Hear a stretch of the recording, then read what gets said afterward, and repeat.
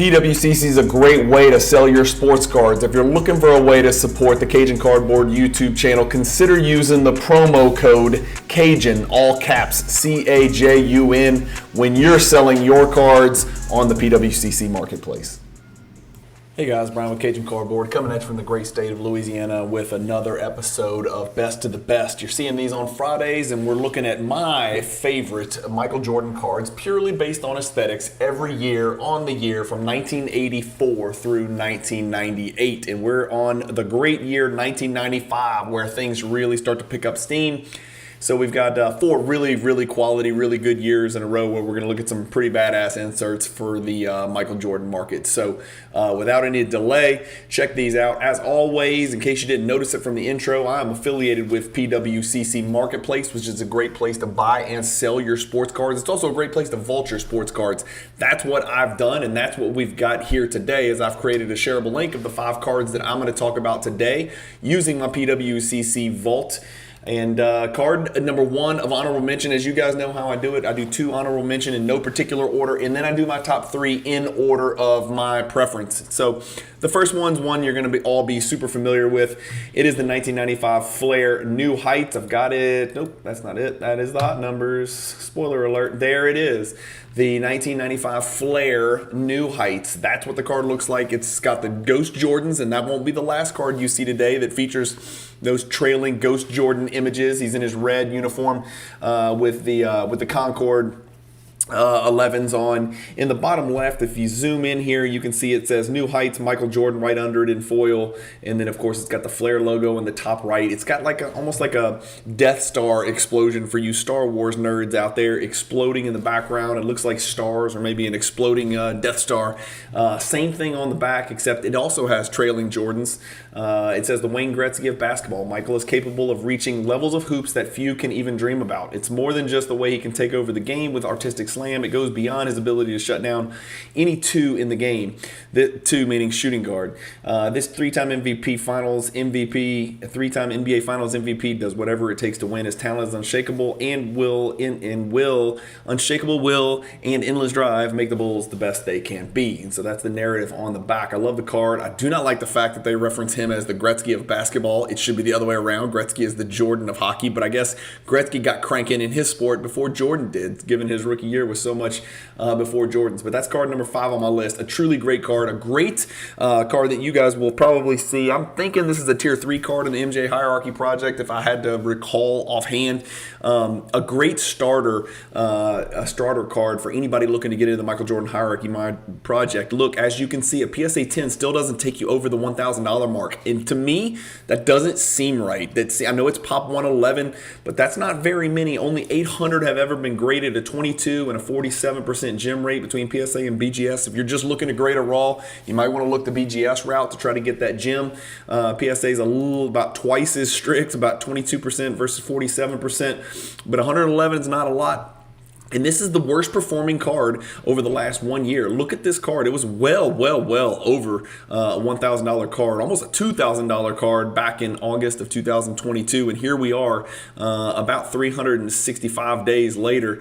And the most recent sale has not been since May. So we've seen a spike in Jordan PSA 10 insert prices. So maybe the next one would take a jump back near 1,000. If I had to guess, if I was a gambling man, I would say it would jump over 1,000. That's just a guess. I don't know if any are available on eBay or not.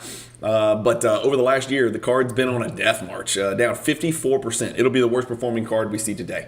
All right, the next card on our list is the Meltdown. So let me take you back here to our list, and we'll pull up the 1995 Skybox Premium Meltdown. So a significantly different card here. We're talking about a card with really tough pack odds, a harder card pack odds to pull than the New Heights, if I recall. I know it's a much harder card to gem. It's a Pop 16 in PSA 10. So I'm really thrilled to have one of these since it's a Pop 16. I remember picking this up. I buy a lot of my cards on the PWCC Weekly and Premier Auctions. I did pick this up on a weekly auction just before the Atlantic City National about a year and a couple months ago. So there's my PSA 10 copy. The back of this card is otherworldly. It is absolutely fantastic. And the narrative says Air Jordan is one of the single biggest offensive force Air Jordan is one of the single biggest offensive forces. It should say forces. It's a typographical error card right here the world has ever seen. He can score inside and outside, posting up smaller defenders and driving around slower opponents. While the consistency of Jordan's jump shot has improved every year,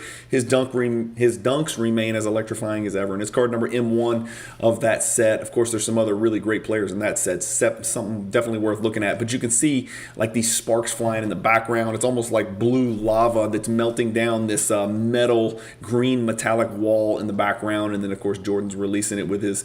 That is the epitome of a perfect release on a jump shot. Last two fingers on the ball are your bunny ears, which is your middle finger and your index finger. His guide hand is up, but it is not on the ball. It doesn't interfere with the rotation of the ball. It should be a perfect front to back rotation with backspin.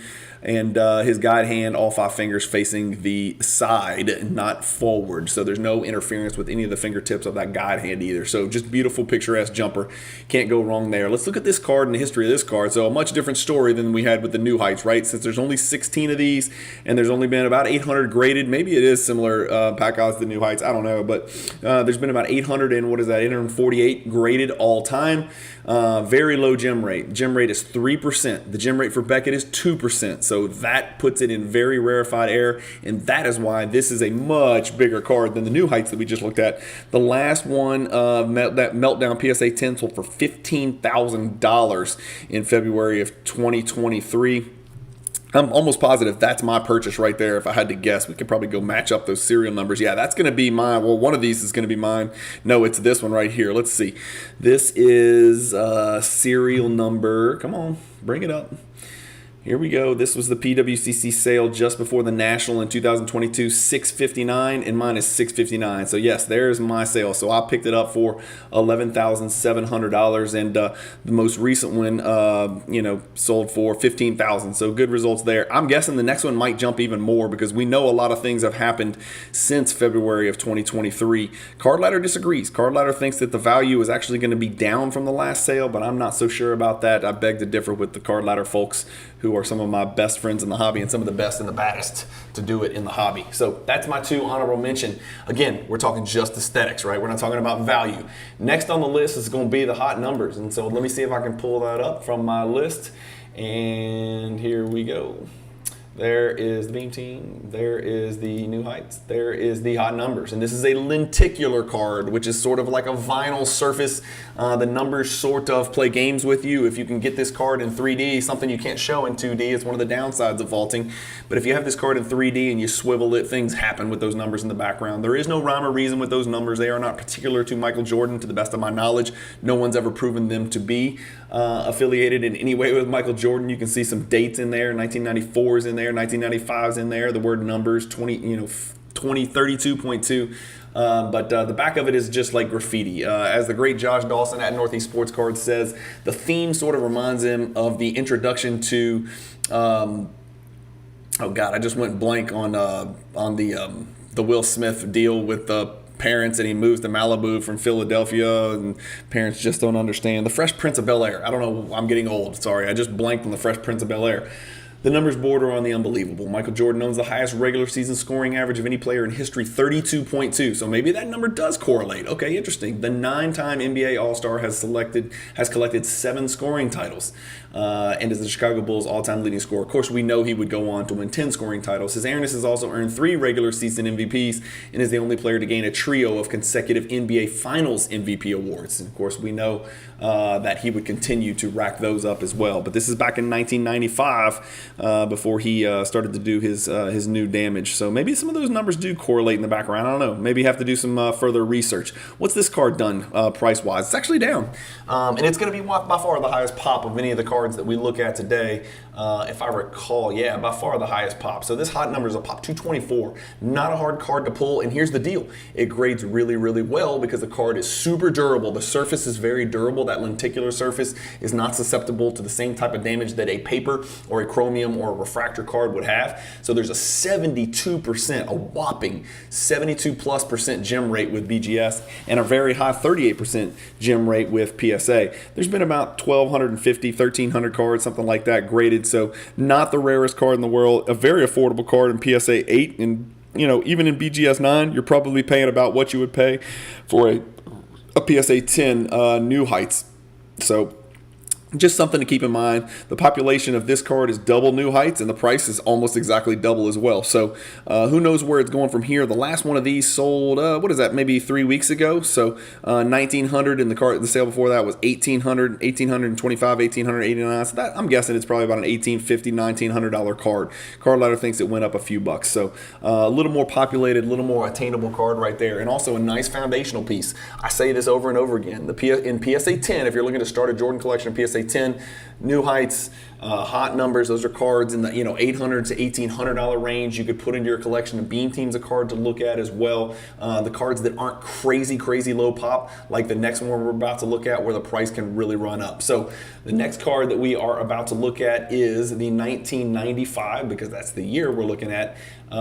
Beam Team, and I've got it pulled up right here. There it is, and this is one of my, this is my favorite Beam Team card. It just stands out like no other. For if you can't really tell in the 2D image, all of these rivets up here in the beam, those are all die cut. This facial image right here, almost like the platinum portraits in Molten Metal Fusion, is die cut sort of into the card so you can see your hand behind it. And then same thing down here with the team. All of those are die cut into there. This is, as I like to say, a card where it looks like Willy Wonka just vomited onto some cardboard. The back of it, you can of course still see those die cut images, and it's better to check out the back if you want to see how they're die cut up there. Again, this card got a PSA 10, but you can see some whitening over here, okay? So PSA 10 does not mean it's a perfect card. Even in the bottom right corner, you've got some whitening there. So clearly, it's almost impossible to hide any of the damage on the back of the card, but PSA deemed it a 10 anyway. So that's what the card looks like. On the back, it's got some stats. It looks like it's comparing Jordan's 94 season with his, what is this, high? I don't understand what it is. 94-95 Jordan. 94-95 NBA high. I don't know what that means.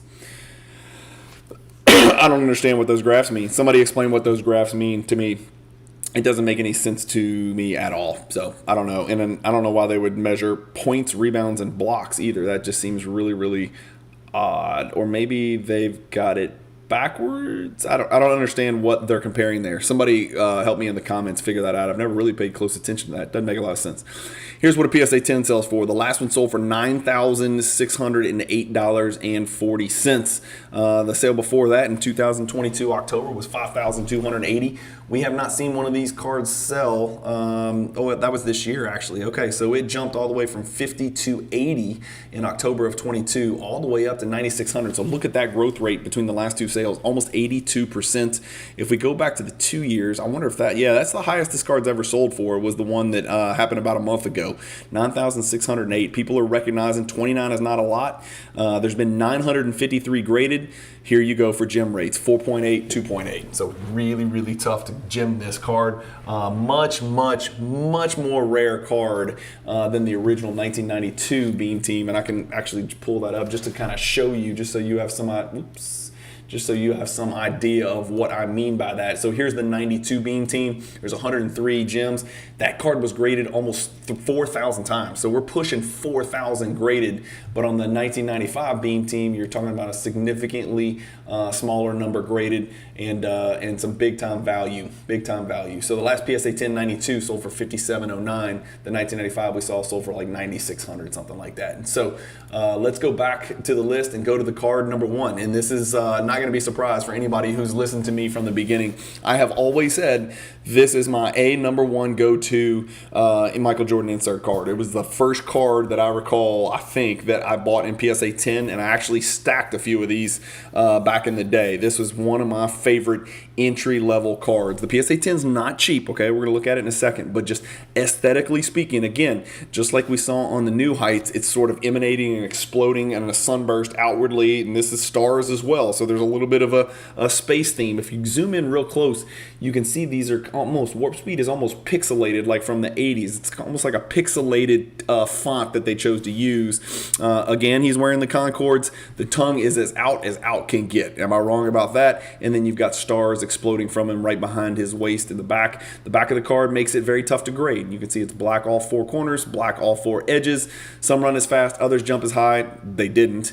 but there is no one like Mike when it comes to reaching full throttle in instantaneous explosion. The defender is safe only when Jordan's feet are on the floor. And true enough, in the background, you've almost got like a Milky Way theme in the back as well. So there's definitely a space theme going on right there with Warp Speed. All of you Star Trek and Star Wars fans can rejoice. Here's what the PSA 10 has done, and it is no joke. It is up almost 100% from the last sale. So in April of this year, the card sold for $36.01, which is actually down from the prior 3 years, prior two sales this year. And then it jumped to $7,777 about 3 weeks ago. Humongous sale for this card, and rightfully so. It is a pop 50 in PSA 10. There are 22 BGS 9.5s. The gem rate for both of them is under 5%, so you're talking about difficulty grading. Primarily, if I had to guess, it's due to the back. As you can see, the back is just really tough because it's dark everywhere. I wouldn't say that's black, but it looks black. It's kind of like a deep purple black, sort of combination like that, at least over most of the card. But going back to the graph here, the PSA 10 is killing it with a huge jump in the last sale. But now I wonder what the BGS 9.5 is doing. Not many sales over the last year. What about the last 2 years? Down for the BGS 9.5. So look at that disparity. It's like a 5-to-1 ratio between 9.5, which is half the pop, and PSA 10. Same gem rate, just about. Remember? What about the PSA 9? PSA 9 was down over the last 2 years. But what is it over the last 6 months? Running like crazy. Up 50% almost over the last 6 months, including one that sold 2 weeks ago for $765. So you've got decisions to make. The Flare New Heights PSA 10 or the Warp Speed PSA 9, similar prices. So not that this is really about prices, this is just about looking at the biggest and the baddest and my favorite cards. So going back to the list, that's my list, guys. You got the New Heights and you've got the Meltdown, as honorable mention. Then you've got the Beam Team, you've got the Hot Numbers, and you got the Warp Speed at number 1 on my list. Let me know what you guys think. I know we're getting to that point where you could second guess everything. And again, this is as subjective as it gets, folks. So we're talking just about what the cards look like, but Warp Speed's always been number 1 on my list. If you ask me to pick my favorite insert card just aesthetically from every single year forever, Warp Speed would be my number 1 for every one of these videos that we do. It would be the one that stands above them all. That's just my personal preference. Again, not based on value, not based on pack odds, not based on gem rate, not based on anything but aesthetics. So let me know where I missed. Let me know some other great 1995 Jordan cards. So many of them come to mind that it's getting hard to choose only 5 and then to choose the top 3 in order. But let me know which ones I missed. Which cards from 1995 would you include in your best of the best for this year of 1995? So comment below and let me know. If you haven't yet, hit the like button. It really helps me. Hit the like button right now where you're listening to me scream at the screen, and hit the icon, the bell icon, so you get notifications of when new videos drop. These best of the best should only come out on Fridays, and we're about done. We've only got this one and then 3 more to go, and then we'll put a wrap on it, and then we'll probably get back to doing some more of those Explore the Card episodes, which people seem to have really good feedback about, and we'll include some of the cards that you're seeing on the Michael Jordan Hierarchy Project, which reminds me, if you don't know what the Michael Jordan Hierarchy Project is, if this is the first one of my videos you've ever watched, go into my YouTube description and just sort of start reading. There's a couple of ways you can support the channel. It'll explain what the Michael Jordan Hierarchy Project is and why it's important for any 90s collector, not just Jordan collectors, to sort of familiarize themselves with it. It's an ongoing project. It's going to be a big project, and it's been very well received in the hobby, in the card collecting community. So hit the subscribe button if you haven't. There's lots of great content on this channel. Go check out the playlist. There's all sorts of evergreen videos that I've done over the past 2 years that I think you guys would really love and enjoy. And I'm going to keep pushing this. NBA Past and Present is a really fun watch. If you're a long form podcast person, I've always got about an hour, sometimes an hour and 30 minutes with a special guest, Coach Pixley, who comes on the channel, and we talk about basketball. Not basketball cards, basketball. It's NBA past and present. So we talk about the history of the NBA. We talk about the present NBA. It's just basketball specific content. So if you like long form podcasts and you get on the treadmill or the stationary bike, or you're a triathlete, or you're a marathon runner, or you're a truck driver, or whatever, if you like to spend an hour listening to a podcast, click that. And you're going to be in heaven with those. And they don't get as much run or traction as they probably should. So anyway, as always, thank you guys for watching. Keep collecting. Stay positive in the hobby. Peace.